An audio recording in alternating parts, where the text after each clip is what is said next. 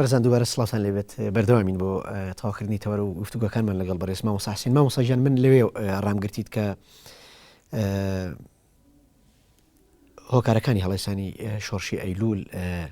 لە کاتێکا کە کۆمەڵێک ماف و حقوقی کورد لەو سەردەمی قاسمە دەستەبەر بوو.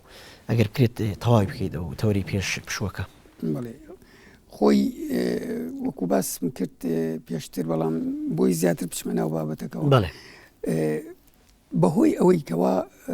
کە پارتی دیموکراتی کوردستان وەکوتم حیزبێکی مجاز بوو و ڕخسەتی ڕسمی پێدرا، بەڵام لە هەمان کاتا وەکوتم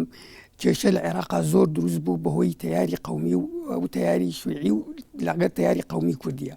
ئەو کێشانە بۆ هۆی ئەوەی کەوا کۆمەڵێک هەڵگەڕانەوە دروست بوو لە بینی عەبدولکەریم قاسم و عەبدولسەلام عارف. ویستی لەگەڵ عەبدولکەریم قاسم ئیجباری عەبدولکەریم قاسم کە موافقەت کە بەشداری وحدی عەرەبی بکەن هیچ سولاسی لەگەڵ سووریا و میسرە. بەڵام عەبدولکەریم قاسم بەرامبەری وەستا ئەوە بوو عەبدولسەلام عارف ویستی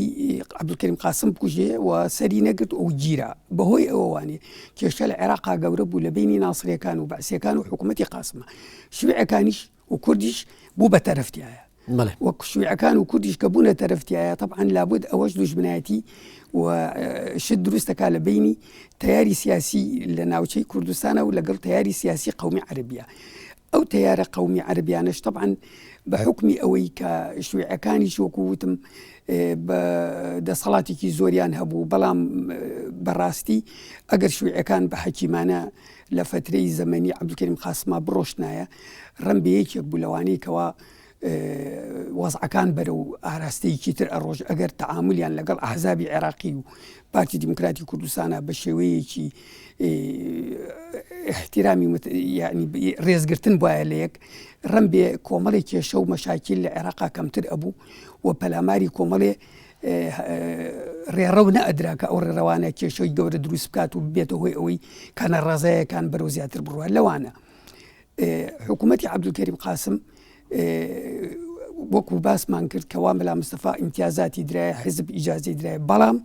لە هەمان کاتیشا دەستگاکانی حکوومەت لە کوردستانە بەهۆی ئەوەی کە پڕ بوو لە تەیاری قەومی کەوتنە پلانجێڕان لە دژی چالاکیەکانی پارتی دیموکراتی کوردستان، لە دژی مافەکانی، لە دژی ڕێکخراوەکانی. ئەمە لەلایەکەوانەیە بەرامبەر ڕۆژنامەگەری کوردی و هەر شتێک کە پەیوەندی بە مافەکانی نەتەوەی ئێمە هەبواە ئەوان بەرهەڵستیانە کرد و باوەڕیشیان نەبوو بە بڵین مافی چاری خۆنووسینی، هەتا وەکو حکومێکی خۆمختاری و هەتا حکم مافی ڕۆشنبیریش یعنی سەقافیش باوەڕیان پێ نەبوو. ئەو تەیارە قەومی کە بەشداری شۆڕشی 4 تەمووزیان کرد بوو کە طبعاً عەبدولکەریم قاسم کە هاتە سەر حکم لە ڕێگەی زوبات الأحرار هاتن. زوبات الأحرار عەبدولکەریم قاسم سەرۆکیان بوو، نائیبەکەی عەبدولسەلام بوو، بەڵام کۆمەڵی زوبات ئەفسەری تیا بوو، سەر بە شیوعەکان بوون، سەر بە تەیاری قەومی بوون و کوردیشی تیا بوو. بەڵام ئەو ڕێڕەوە کاتێک هاتن نەمایە وەکو خۆی، بەڵکو لەت بوو بە حکمی ئەیدۆلۆژیای جیاواز و بیرۆڕای جیاواز بۆ پاشە ڕۆژی عێراق. عەبدولکەریم قاسم و شیوعەکان و کورد ئەیانویست عێراق وەکو عێراقێکی یەکگرتوو و سربەخۆ بمێنێتەوانێ و پەلە نەکرێ لەوەی کە فکر لە وەحدە و یەکگرتن بکات لەگەڵ وڵاتانی ئیقلیمیە. زۆر باش ئەمە هەمووی ڕاستە مامۆستا، بەڵام من ئەمەوێ ئەو پرسیارە بکەم بەڕاستی. پرسیارەکە لێرە ئەوەیە بەدیلی قاسم بەعسیەکانە، یعنی یەکێک لە هۆکارەکانی ڕوخانی حکمی قاسم شۆڕشی ئەیلولە، بەڵام کاتێکە قاسم ڕوخێت بەعسیەکانی نەپێشەوە. یعنی شۆڕشی کوردی عقلی سەرکردایەتی کوردی چۆن بیری لەوە نەکردوتەوە کە تۆ کاتێک بەدیلێک لا ئەبێ لە بەدیلی ئەمە چیت؟ بەعسیەکان هاتنە سەر حکوم ئەوە بوو کە بینیمان بە درێژایی 30 و ئەوەندە ساڵ عنفترین سیاست و تونوتیشترین حکمیان بەکارهێنا بەتایبەت لەگەڵ کورد، پاکتاوی ڕەگەزی هیچ شتێک نەمانیکن. ینی بەرامبەر بەم دوو حاڵەتە کورد بۆ بیری لەوە نەکردەوە کە قاسم باشتر بێت لە بەعسیەکان. ڕاستە خۆی ئەوە ئێمە ئەڵین، بەڵام شۆڕشی ئەیلول ئەتوانم بڵێم کۆمەڵی هۆی هەبوو لایەکەوە وەکو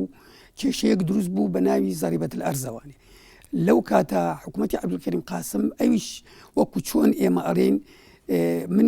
من خۆشم، یعنی پاشەوەی طبعاً کە زیاتر چوومە ناو قوڵایی وانی سیاسیەوانێ، یعنی هەستم کرد بەوەی کەوا سەرکردایەتی ئەو سەردەمەی کوردستان پەلەی کرد لەوەی کەوا هەنگاو بنێ بۆ ئەو هەڵوێستەی کەوا دروست بوو بۆ هۆی دروستبوونی شۆڕشی ئەیلول. وەلام وایە زۆر کەس لە سەرکردەکانی کوردیش لە نووسینەکانیانە ئیشارەتیان بەوە داوە کەوا قاسم ومانی قاسم زۆر باشتر بوو وەک لەوەی پەلە بکرایە کەوا بەڵام شۆڕشی ئەیلول تا ڕادەیەکیش فەرز کرا. فەرزکردەکەی چۆن بوو؟ لە پێشەوەی شۆڕشی ئەیلول بەرپا بێ پارتی دموکراتی کوردستان ئیعلانی شۆڕشی نەکرد. حکوومەتی عەبدولکەریم قاسم ئیعلانی هینی کرد، یاسایەکی دەرکرد بۆ زەریبەی ئەرز. ئەوە پاڵینا بە هەموو ساحب مڵکەکان و دەرەبەگەکانەوە لە شێخەکانەوە لە کوردستانە کەوا هەموو ناڕازی بوون. ئەوە بوو ئەوانە کۆبوونەوەی و گردبوونەوەیکی چەکداریان دروست کرد. ئەو هێزانە بوو بە زەختێک لەسەر پارتی دیموکراتی کوردستان کە ئەو هێزە چەکداری ئەگەر بەو ڕێڕەوە بڕوە زۆر کارێکی لەبەر ئەوە پارتی پەلاماری ئەوەی ناکە بچێت دەست بگرێ بەسەر ئەو هینا و شۆڕش بکە. پێش هەموو شتێک هەنگاوێکی ترینا مزەکەرەیەکی تەقدیم کرد بە حکوومەتی عەبدولکەریم قاسم لە مانگی ئەیلولی 1960 لە مزەکەرەکە ئێستاش کۆمەڵێ بە مادەی ئەو مزەکەرەم لە یادە کە نووسراوە داوا لە عەبدولکەریم قاسمەکە کەوا ڕێز لە مافەکانی کورد بگرێ و ئەو مافانی کە لە دەستورە دانراوە جێبەجێ بکرێ و ئەو پلانانەی کە ئەیگێڕێ لە دژی میلەتی کورد و لە دژی عەشایری بارزان و لە دژی مافی گشتی کە لە عێراقا وەکو دیموکراتیت چکە قاسمیش بەرەو ڕێڕەوێکی دیکتاتۆریەت خەریک بوو هەنگاوی ئەنا. ئەوانە ئەگەر لە حاڵەتەکە عەبدولکەریم قاسم بیەوێت کێشە و مەشاکیلی زۆر نەبێ و ئەو هێزە چەکداریە بەرەو ترازانێکی گەورە نەڕوە ئەبێ جوابی وەڵامی ئەم بزەکەرەیە باتەوانێ بە شێوەیەکی ئاشتیانە بۆ ئەوەی کار لە کار نەترازی و هەتاوەکو لە نەسی مزەکەرەکەتیایەتی ئەڵێ ئەگەر داوا ئەەکەین لە حکوومەتی عێراق کە بە زوویی وەڵامی مزەکەرەکەمان باتەوە کە کۆمەڵێ مافی سەرەتایی کورد کە لە مافی ڕۆشنبیری کەلتوری کۆمەڵێشتی ترە خۆی بینێوان چارەسەری ئەمە و فکرێکیش لەو یاسایانە بکاتەوە کە پەیوەندی بە ئەرز و بە ئیسلاحی زەراعی و شتەوە هەیە بۆ ئەوەی کە بگونجێ لەگەڵ زروفی ئەو کاتە. بەڵام عەبدولکەریم قاسم لە جاتی ئەوەی جوابی ئەو مزەکەرە بە شێوەیەکی ئاشتیانە باتەوە ئەو پەلاماری هێشتا شۆڕشی ئەیلول بەرپا نەبوو ئەو پەلاماری گردبوونەوە چەکداریەکانی یا لە دەربەنی بازیان و لە ئەزمر و لە دەربەنگی خان و لە شوێنەکانی تر کە پەلاماریە بوو بەهۆی ئەوەی کە کێشەکان گەورە بێت. باشە مامۆستاسین با بگەڕێنەوە سەر قۆناغەکانی کارکردی سیاسی خۆت لە نێو ڕیزەکانی پارتی و ڕێکخراوەی قوتابیەکان لە 61 لە پاش دەستپێکردنی شۆڕشی ئەیلول لە 61 ئیدی ڕێکخراو و ڕێخستەکانی پارتی گەشەکەن. تۆ ئەو کادەبیتە لێپرساوی سێ قوتابخانە لە ئامادەی و ناوەندی لە سلێمانی. ئەو کات لێپرساوی ڕێکخراوەکەتان کاک ئەنوەر دارتاش بوو. ئەنوەر دارتاش دەستگیرەکرێت لەو کاتەیە هۆکاری دەستگیرکردنی و چۆنی دەستگیرکردنی ئەنوەر دارتاش چۆن بوو لە ڕۆژگارەیە؟ ئەگەر پرسیارەکە بەس بۆ هۆکاری ئەو بێت ئەو قۆناغەش کە ئێوە ئەبنە لێپرساوی سێ قوتابخانە لە من پێشتر وەکو باسم کرد مەسئولی لە مەسئول لە پاڵەبراویەک و دەستم پێکرد لە ئەنگلیەک و تا بوومە سەرۆکی شانە پاژەوەی کە بوومە مەسئولی قوتابخانی پیشەسازی ئیتر کە ئەوەی ببێتە مەسئول قوتابخانەیە گەنی مەسئولی لیژنەیەکی بەڕێوەبەری قوتابخانەیە. ئەوە وای لێ هات ئیتر لە پارتی لیژنەی ناوچەی سلێمانی کۆمەڵی ڕێکخراوی دروست کرد هی پیشەیی یەکێک لەو ڕێکخراوانە کە دروست بوو ڕێکخراوی چوار بوو کە مەسئول بوو لە هەموو ڕێخستنەکانی حیزبی ناو قوتابیانی قوتابخانەی ئامادەیی و ناوەندی قوتابخانەکانی سلێمانی. ئەو کاتە من کە بوومە ئەندامی ڕێکخراوی چوار لەو کاتەدا کە ئێمە بۆ یەکەم جار کە ڕێکخراوی چوار من وەکو ئەندامێک ئیشم کردایە مەسئولی یەکەمان وەکو باست کرد جەنابەت کاک ئەنوەر دارتاش بوو و ماوەیەکی لەگەڵ کاک ئەنوەر دارتاشە یعنی نەک ئەوەی یەکسەر بگیرێکە ئێمە بەبستم گیرانەکەی ئەزانم کە ماوەیە کاری ڕێکخراویتان پێکەوە بەبستم هۆکاری گرتنەکەی ئەوەی لەو کاتە ئێمە بیسمان وەکو ئەتیرافکردنێک هەبوو لە ڕێگەی سجنەوە لە سەری کەوا بۆ هۆی ئەوەی کەوا ئەمری گرتنی دەربچێەوە کاتێکیش ئەو گیرا ئەویش بە تەنها نەبوو کۆمەڵی خەڵکی کەش گیرا لەگەڵیا بەڵام ئەوە بوو کە کاک ئەنوەر دارتاش گیرا ڕێکخراوەکەی ئێمە بەرەو ڕووی لە فترەی ئەوە مامۆستا جەمال عەبدول ئەو بووە لێپرسراوی کاتی ڕێکخراوەکەمان لە دوای دەستگیرکردنی کاک ئەنوەر ئێمە پەیوەندیمان مامۆستا جەمال عەبدول من پەیوەندیم لەگەڵ مامۆستا جەمال عەبدول ئەو پەیوەندی بە ڕێکخراوەکەمانەوە کرد بە تایبەتی من لەو فترەیە کە کاک ئەنوەر لێپرسراوی ڕێکخراو بوو تەبعاً 3 قوتابخانە لێپرسراوی بوو و قوتابخانەکانیش لە هەموو قوتابخانەیەکە هەیەیەکی بەڕێوەبردن هەبوو و ئەوانەی کە مەسئولی قوتابخانەکان بوو ئەوانش هەموو شانە و تەنزیمیان ئەبر بەڕێوە لەناو قوتابخانەکانە. باشە مامۆستا حسێن ئەو کاتێک کە فؤادی مەلا مەحموود لێپرسراوی لیژنەی حیزبی قوتابیانی سانەوی سلێمانی بووە ئەو بەکارێک دوورەکەوێتەوە تۆ ئەخاتە شوێنی خۆی بۆی کارە سیاسی و ڕێکخراوەکان بەڕێوەری تۆ ئەچیتە ماڵی نەشرۆ مستەفا بە چه هۆکارێک ئەو کات ئەچیتە ماڵی نەشرۆ مستەفا و ئەو کات پۆستی نەشرۆ مستەفا لە کاری سیاسی و ڕێکخراوەیە چی بوو؟ ئێمە وەکو لە فترەی لە کاتی شۆڕشی ئیلولا قوتابیان چالاکیێکی زۆر زیاد لە دەر لە هەموو ڕێکخراوەکانی تر هەبوو بە حکمی کۆمەڵێک گەنجی و خوێنەوار و گەنجی و نەترسی و چاو نەترسی و لە هەمان کاتیشا قوتابی زیاتر مەسئولیەتی کەمترە بۆ خێزان و ئەمانە ئەمە وای لێ کرد بوو کە زۆربەی ئەرکی بڵاوکردنەوەی دەنگ و باسی شۆڕشی ئەیلول ئەکەوتە ئەستۆی قوتابیان بە هەڵواسینی دەنگ و باسەکان بە هەڵواسینی بەیانات ئەمە هۆی ئەوە بوو کە زۆربەی ئەو دەنگ و باسانەش جاران وەکو ئێستا نەبوو کە بڵێ تابعە هەیە و شت هەیە و یاخود وەسائلی تەکنیک پێشکەوتوو بێ دەنگ و باسەکان بەلاسیلکی ئەهاتە ناو ئەگەیشتە شار نوسخەیەکی ئەهات بۆ مەسئولی هەموو ڕێکخراوەکانیش ئەهانا بە ئەندامی ڕێکخراوەکان بچین بە کاربۆن هەمووی بنووسینەوانێ لەسەری بگرینەوانێ و زیادی بە دیوارەکانە هەڵواسن ئێمە لەو کاتەدا قوتابیان ڕۆڵێکی زۆر گەورەمان هەبوو وەلو لەو کاتەشا حکمی زەعیم سدیق بوو و هەر کەسێ بە بەیانەوە بگیرایە یعنی ئیترەوە مەسیری کوشتن بوو بەڵام ئێمە ئەو کارە واجبێکی سەرشانمان بوو جۆمان نەئەدایە جاری وا هەبوو هەموو ناو باخەڵم بەیانە بۆ بەردەمی مەفرەزا ڕۆشتوم ئیتر کەوتوینێتە ناوی ئیتر توش نەبووین هەشمانە توش بوو گیراوە بەڵام ئیتر بووە هۆی ئەوەی کەوا ئێمە وەکو ڕێخستن هەوڵ بین ڕێکخراوە وەکو دەنگ و باسەکانی شۆڕش بڵاو بکەینەوە لەو کاتاکە من لە ڕێکخراوە بووم ئێمە هەر تەنها من نەبووم من بووم کاک دەرسیم بوو کاک حەمۆمین بوو مجموعەیە ئەندامانی ڕێکخراوی چوار بووین کاک فؤادی مەلا مەحموود بوو هەریەکی لەم ئەندامانی ئێمە ئەگەر بەکارێکی تر حیزب واجبی باەتی بڕۆشتایە بەلایە لێپرسراوەتی ئەو قوتابخانانە بە کاتی ئەدرایە دەست ئەو کە ئیشوکارەکانی ئەو بەرێ بڕێەوە وا ڕێکەوت کاک فؤاد بە ئیش بە ئەرکێکی حیزبی ڕۆشت بەلایەکە ئەرکی ئەو قوتابخانەی بەڵام تۆ بەکارێکی پەلا ئەچی تەماڵی نەشرۆ بڵێ ئەرکی قوتابخانانی کە لای فؤاد بوو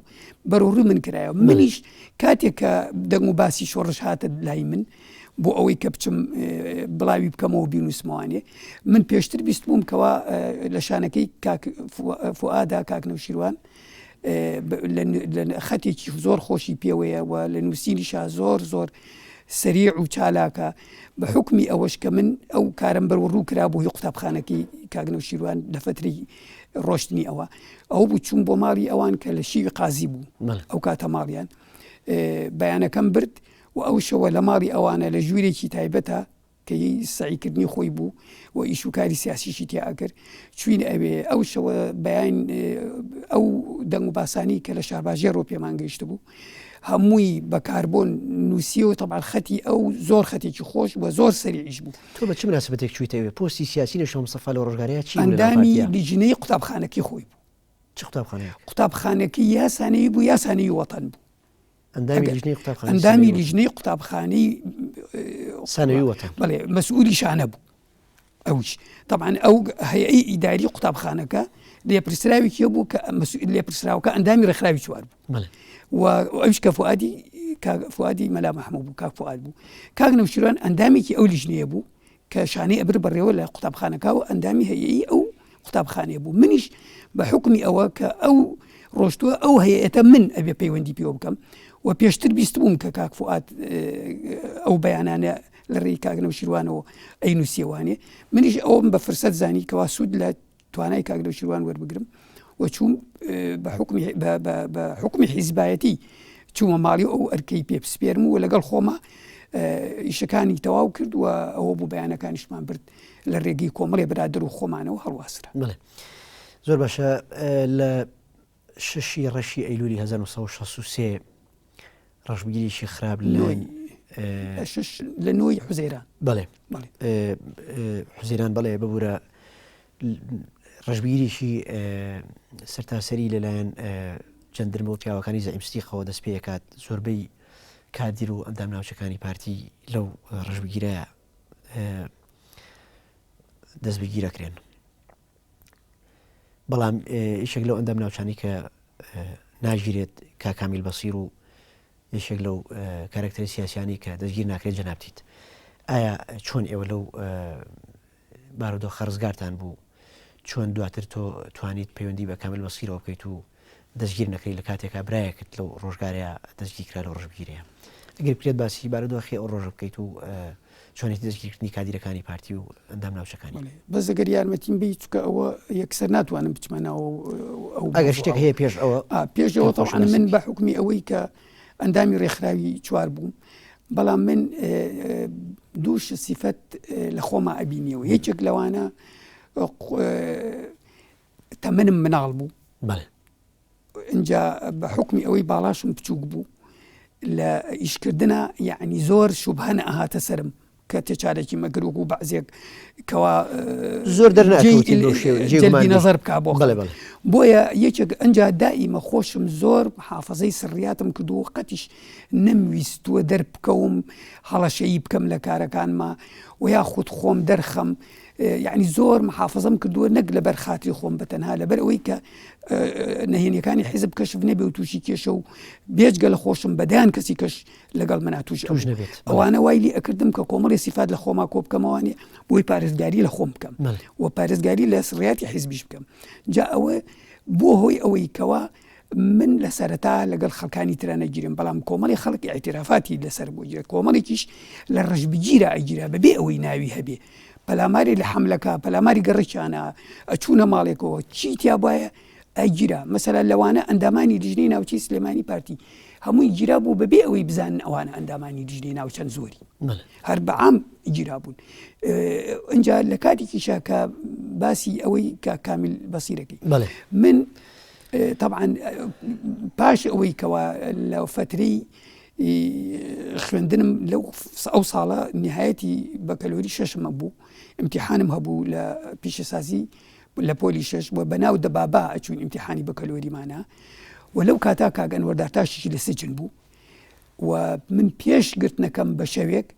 خەبەرم بۆ هات لە سجنەوە کەوا ئاگال لە خۆ بێ ئاعترافات کراوە نەوەکا بەر بکەوێت. منیش کاتێک ئەو شەوە ئاخر ڕۆژی ئەو ڕۆژی ئیمتیحانە بوو شەوێ لە ماڵەوە ئاگاداری باوکم و کاکم کرد وتم من ئەم شەو ئاخر شەوە لە ماڵا ئەنوو لەبەرەوە ئەگەر هاتن بۆم من لە چارەی خۆم کردووە لە پشتەوە کۆمەڵی پلانم دانابوو چۆن دەرەچم لە سەربان و ماڵە دراوسەکان دەور پشت کە چۆن دەرەچم بەڵام کە هاتن بە بڵێن چوە بۆ بەغا بە دوای وەزیفا ئەگەڕێ لە بەرەوەی تەخەڕوجی کردو. کاتێککە ئەمری گرتنەکە هات بۆ من لە ماڵ بووم پەلاماری ماڵی منیان نا ئەوە بوو من توانیم دەرچم لەگەڵ دەرچووری منە طبعا زروفی ماڵەکەمانە وەختە خانووی شەرقی بوو کانیسکانیش بان بەبانەوە بوو توانیم لە ڕێی سەربانی خۆمانەوە پێشەوەی باوکم دەرگاکە بکاتەوە کە لە دەرگایانە دەرچم لە ڕێ ماڵێکەوانەیە کە لە ئەرزی ئێمە دەرگایەکمان نابوونێ دەرگایان بۆ کردمەوە چوومە ماڵەکەی ئەودی و کە لەوە پێش ئیتیفاق هەبوو کە ئەگەر شتێک بێ یارمەتیمان بێت من توانیم دەرچوم ئەو بوو کە هاتبوون گەڕابوون بۆ من هاتنە سەر سەربانەکان منش لە ماڵەکەی ئەودی و چوومە ژێرجەیەکەوانێ سیر مەکرێکە ئاسکەرەکان بەسەروێ ئەو بوو لە نەتیجەی پشکنین و سەربانەکانە بۆ هۆی ئەوەی کەوا کاکمیان لە جاتی من بر و ئازاری باوکیشمیان نابوو و کاتێک کە ڕۆشتن منیش بۆ بەیانی کاتێک کە ئاسکەرەکان ڕۆشتن ئەوە بوو هەستام بڕۆم کە هاتمەوە تەماشام کرد لە ئەرزی کەلاوەکەی خۆمانە باوکم هەموو ئەو کتێبانەی کەوا مابوو هی عام بوو هەمووی ئەخشە ژێر هینەوانی ژێر گەڵاوانی و ئیتر منیش وەزعەکەوتی شتێکی ئاوا بوو ئەوە بۆ ڕۆشتم کە ڕۆشتم بەنهێنی زۆر باشە تۆ ئیتر پەیوەندیت کرد بە شاخەوە ئیتر نەتوانی لە شار بێنیتەوە ئیتر لە شارە پەیوەندیم بە ڕێخستنی تەنزیمی ناو شارەوە کرد چۆن پەیوەندی بکەم کۆمەڵی برادر هەبوو لای خۆم بوون کە من مەسئولیان بوو لەوانە کاک عارفی شێخ کەریم کاک فوادی عەبدولستار ئەوانە ئەندامی لیژنەی ناوچەی لیژنەی قوتابخانەی سانەوی وەتەن بوون لەڕێ ئەوانەوانێ پەیوەندیان کرد بە تەنزیمەوە تەنزیمیش ئاگای بە ئاگا هات کەوا من شتیوان بوات و ئەوە بوو پەیوەندی دروست بوو کەوا لە ڕێگەی ئەوانەوە بچم کاکامیل بەسیر پەیوەندی بۆ بکەم لەبەر ئەوەی لە ناو لیژنەی ناوچە تەنها کاکامیل بەسیر مابوو. زۆر باشە مامۆستا تۆ لە پاش ئەمە دەبیتە مەسئولی ناوچەی قەرەداغ لە حەوت مانگا جەولەی دێهاتەکانەکەن گوندەکانەکەن ئایا جەولەی ئەو کاتی گوندەکان ئێوە چیتان بە خەڵکەوت یاخود خەڵک چۆن خەڵکی گوندەکان چۆن پێشوازیان لە ئێوە ئەکرد لەو ڕۆژگارەیە؟ کاتێککە من چوومە دەرەوانی و کووتم ئەوە بوو لە ڕێگەی ڕێخستنەوە چوومە دەرەوە و کە چوومە دەرەوە لە ڕێ لقی چوارەوە چوومە ئەشکەوتە ڕژ لەوێ مامۆستا مەردان ئەو مەسئولی لقی چوار بوو منیان دانا لەسەر میلاکی قەراغ کەوا برەو قەراغ بڕۆم مەسئولیات لێ وەربوون ئەو بوو کە ڕۆشتم بۆ قەراغ ئەو کاتە ڕێکخراوەکانی ناوچەی سلێمانی لیژنەیەکی هەبوو هی ناوچە پیان و لیژنەی ناوچەی قەزای سلێمانی من کاتێکە لە مالومەوە ڕۆشتم لەگەڵ برادێکی ترا بەرەو قەراغ لە تلەزەیت بارگای ئەوانی لێبوو گەیشتمە قەراغ لە قەراغ مەسئولی ناوچەی قەراغ لیژنەی قەزا ئەو کاتە بەکر جاهید مەلا معرفیان پێوت کە وەختی خۆی مەسئولی مەکتەبەی خەباتی پارتی دیموکراتی کوردستان بوو لە 58 وەختە بۆ مەسئولی لیژنەی ناوچە و لەقەبەکەشی مەلا معرف بوو کە چوومە ئەوە ناسیاوی کۆنم هەبوو لەگەڵ زۆر بە کورتی باسی جەولەکە بکەی لەبەرەوەی کاتی بەرنامەکەمان تەواو بێت کە چوومە ئەوێ ئیتر ئەوان منیان دانا بەوەی کە لە ڕێکخراوی قەراغ وەکو کارژێری ناوچە ئیش بکەم کاتێککە چوومە جەولەکان چوون کە چوومە ناوچەی قەراغ کە لێپرسرای و کاتە کاک عەزیز ساڵح بوو منیش بوومە کارژێر ئەوە بوو لەو سەردەمەدا پێشەوەی بچم جەولە وشت لە دێهاتەکانە لەوە ئەچوو زۆر کەم بوو بێ بۆیە من کە چوومە ئەوێ کەوتمە گەڕان بۆ ڕێخستنی تەنزیم لە دێهاتەکانە نزیکەن زیاد 60 تا 70 دێ گەڕامەوە کاتێ ئەچوومە دێهاتەکان طبعا پێش ئەوەی من بچمە دێهاتەکان من قەت خەبەرم نەئەنار بۆ هیچ دێ بڵێم ئەوا دێم ئەم ویست بە شێوەیەکی تەبیعی بچمە دێهاتەکان وەکو ئینسانێکی ئاسایی کە ئەچووم طبعا پێش هەموو شتێ خەڵکی دێهاتەکانم لە مزگەوتا کۆ ئەکردەوە کۆبوونەوەم پێ ئەکرد و لێپرسراوی دێم هەڵە بژارد بە دەنگی خەڵکەکان و کاتێ من قسەم بۆ ئەکرد و قسەمی من ئەوە بوو ئەموو ئێمە هاتوین